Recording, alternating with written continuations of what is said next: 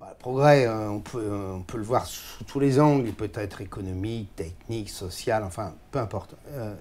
Mais la première question pour moi qui suis politique, c'est de redonner envie au pays d'aimer le progrès. On est dans une société très curieuse qui se nourrit au quotidien de progrès technologiques, qui le réclame, qui s'exaspère dès que la technique, les sciences faiblissent ou faillissent face par exemple aux événements naturels. Et en même temps, on est dans une société qui aujourd'hui rejette ou s'inquiète du progrès, notamment quand il est scientifique ou technologique. Et c'est, j'allais dire, assez français. C'est, disons, plutôt européen, mais encore plus français. Il suffit de voir le débat sur les gaz de schiste, il suffit de voir les débats qui peuvent être sur les biotechnologies, sur toute une série de sujets où on voit bien qu'il y a des sources infinies de progrès potentiels. Alors bien sûr, il y a des précautions à prendre, mais la France ou les Français sont aujourd'hui dans un schéma de pensée qui est celui d'être réticents au progrès. Il y a une espèce de schizophrénie parce qu'ils le demandent, mais en même temps, ils ont plutôt tendance à vouloir le rejeter. Et d'où ce qui, pour moi, a été une erreur, l'introduction dans la Constitution du principe de précaution, parce que le principe de précaution, ça a été non pas vécu comme le meilleur moyen de faire pour que le progrès ne soit pas source de nuisance. Ce n'est pas l'interdiction d'agir, le principe de précaution. Mais c'est devenu ça en France. Et donc je pense qu'on a aujourd'hui, face au progrès, nous, les enfants de Saint-Simon, on a une attitude très ambiguë, j'allais dire même de rejet de ce progrès. Il se mesure par la contraction du temps, l'accélération de la vitesse, il se mesure d'abord par l'amélioration de la situation de l'homme. Si on veut intégrer l'idée que toute politique, toute construction sociale a pour objectif le progrès de l'humanité, c'est-à-dire l'amélioration de son bien-être, peut-être l'amélioration de la productivité du travail qui permet de dégager du temps pour faire autre chose, pour les loisirs, pour les vacances, pour la culture, pour l'art. La question de l'amélioration, de la mesure,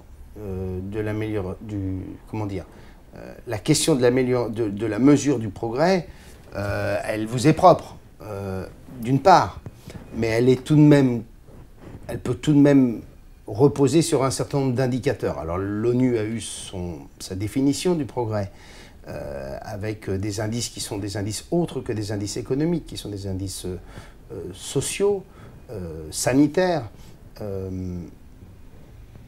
Pour moi, le meilleur indicateur du progrès, c'est d'abord le fait de se dire qu'on a envie de croire dans le progrès de l'humanité.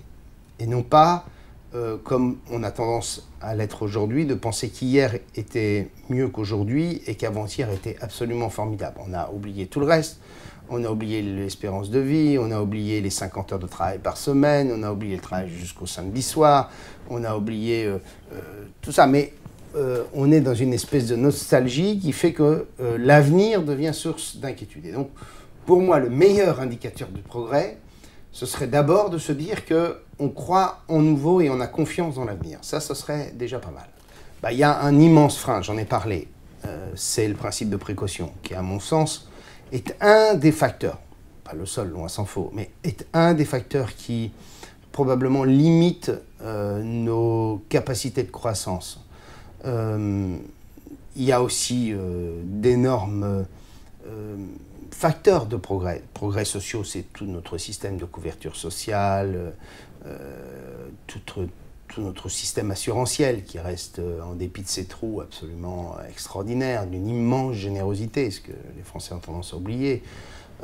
C'est bien sûr nos secteurs industriels, mais le facteur essentiel du progrès, c'est d'abord de retrouver confiance en soi.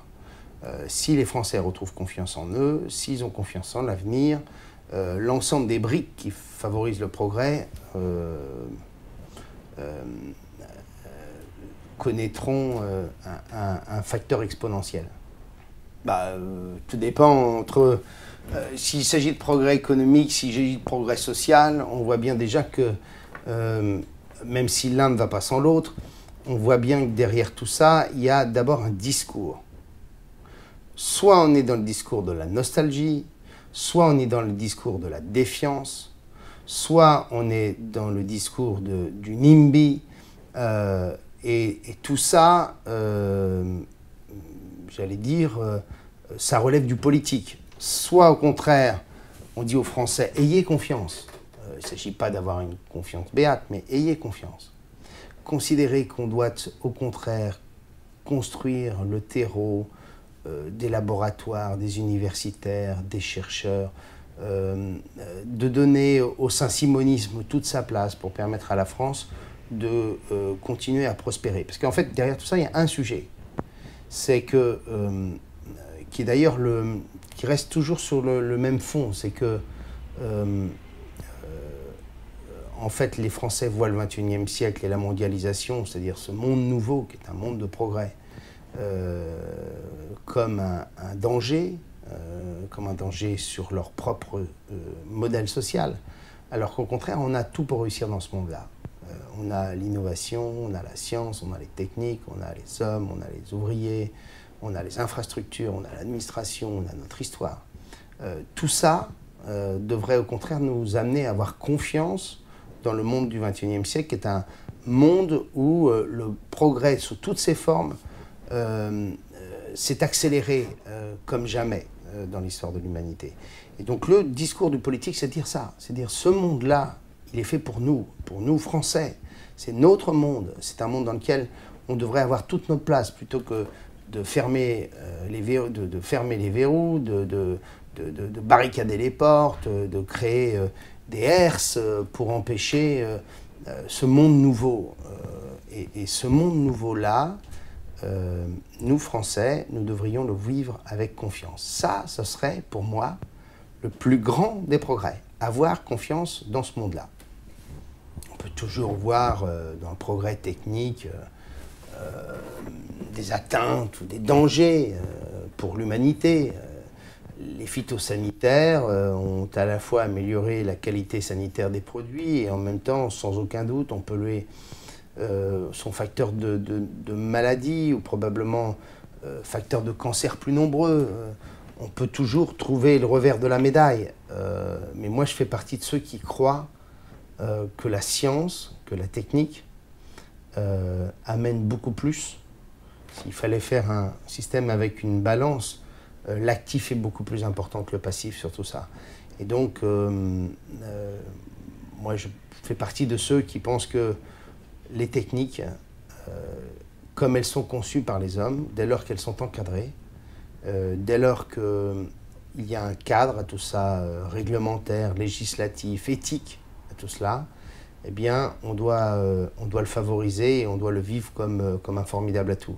Si aujourd'hui on ne me considère pas comme un vieillard à 52 ans, c'est parce que les sciences et la technique ont été là. C'est clair qu'on est dans une période où tout s'évanouit, où tous nos repères sont en train de changer et où il est extrêmement difficile de percevoir le monde d'il y a 50 ans, dans 50 ans. Si vous prenez le seul sujet de la médecine, on voit bien que grâce, non pas à la meilleure connaissance du corps ou des techniques médicales, mais grâce au numérique, grâce aux nouvelles technologies, la santé va faire des bons considérables. On parle aujourd'hui de vivre 1000 ans, comme le dit le professeur Alexandre aujourd'hui. Et donc on voit bien que sur chaque sujet, on rentre dans un inconnu. Le smartphone qui est là, c'est pas seulement des nouvelles technologies, c'est pas simplement un modèle économique, c'est pas simplement le fait que je peux accéder à la culture, à l'information immédiatement. C'est un changement profond de société qui est en train d'engager. Je dis toujours que nous vivons la même période que lorsque Gutenberg a inventé l'imprimerie. On est passé du Moyen-Âge à la Renaissance. le monde a été bouleversé. Et bien là, on est dans cette même période. C'est Michel Serres, c'est la petite poussette. C'est la transformation des consciences individuelles, des transformations collectives. C'est la transformation de notre démocratie. Je suis certain que nous vivons les dernières décennies de la démocratie représentative telle qu'on l'a connue et telle que vous et moi l'avons appris à l'université. Et donc c'est un monde c'est un monde qu'on n'imagine pas, quoi. C'est ça qui est absolument extraordinaire, et d'où l'inquiétude que ça peut provoquer. Mais moi, je vous raconte toujours cette anecdote parce que j'y pensais il n'y a pas très longtemps, il y a quelques jours, en voyant mon vieux père qui a aujourd'hui 87 ans. Et quand j'étais gamin, mon père me parlait toujours de l'an 2000. Et quand il me parlait de l'an 2000, il n'imaginait absolument pas le monde dans lequel on est aujourd'hui. C'est ça qui est extraordinaire. Il imaginait qu'on irait un peu plus souvent sur la Lune, parce qu'on commençait à y aller grâce à Apollo. Mais on n'imaginait pas que ce monde nouveau allait permettre à 1 milliard d'individus d'accéder au rang de classe moyenne et de consommer, que des pays émergents étaient en train de damer le pion à la vieille Europe. Personne n'imaginait, il y a même 20 ans, que l'ensemble des nouvelles technologies allaient bouleverser complètement la construction des sociétés, que demain, que les sociétés verticales vont progressivement mourir, même s'il y a encore besoin de leadership. Et donc c'est cette histoire-là qu'il faut essayer de donner. Ça devrait être ça le rôle du politique. C'est de redonner un cap et un sens à tout ça. C'est-à-dire voilà où on va.